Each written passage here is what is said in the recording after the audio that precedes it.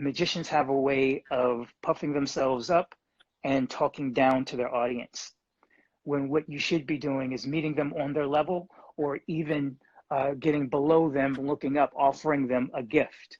And I've always felt like that is the way to do it. I feel like magic is a gift, and there are two ways that you can present it.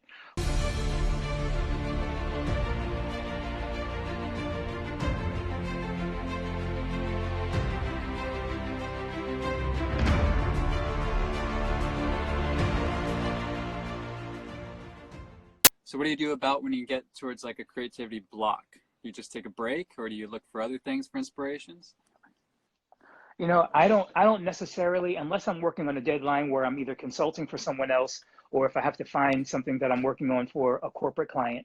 I never, it's never my goal to create something new. It's my goal to tell the best story. It's my goal to have magic that is relatable and is something that a person can, if someone else asked what happened, it's easy to translate. They can tell exactly what happened by just saying it in a few words or just one sentence. The things that I've created in the magic community are, I consider them to be derivative. You know, I've taken something that's come before me, and as I'm performing it, I would say, you know what? I'm happy with these moments, but I'm not happy with this part and this part. How can I make them stronger, or how can I make the story easier to relay to someone else?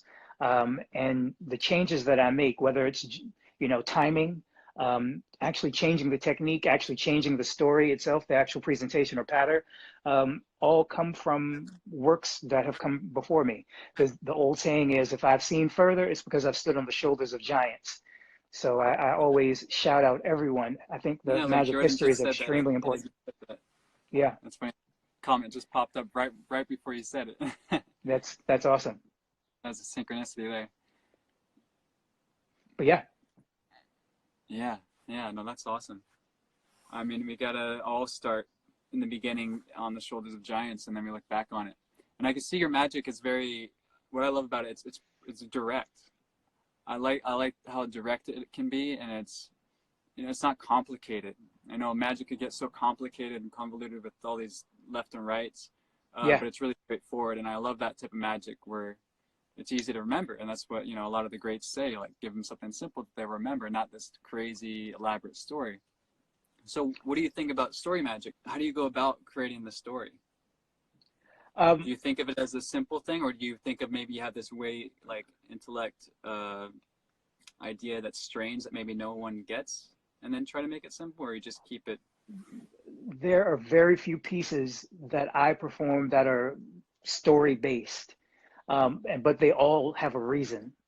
If I want to talk about social justice or social injustices, I have a piece that I use that uses a rope. And it started with the point that I wanted to make, and then I found a piece of magic that fit the theme, and then it slowly came together. But when I'm trying to get a point across, I usually, rather than trying to be too intellectual, I come down to where people are. I had a long conversation years ago with the magician who won FISM, and one of the things that he impressed upon me early on is that magicians have a way of puffing themselves up and talking down to their audience, when what you should be doing is meeting them on their level, or even getting below them, looking up, offering them a gift. And I've always felt like that is the way to do it. I feel like magic is a gift, and there are two ways that you can present it. One, if you have a beautiful Fabergé egg and nice wrapping paper, and you hand this gift to your audience with respect, they'll take it with respect and treasure it. But at the same time, if you drop it into a wet paper bag and toss it at them, they're going to discard it. They're going to throw it back at you. And a lot of magicians come with bravado. They come with ego. They come with confrontation. There's a lot of challenge magic. There's a lot of sucker magic, which becomes adversarial. And as long as the narrative is not confrontational, then your audience is more willing to not only accept it, but embrace it.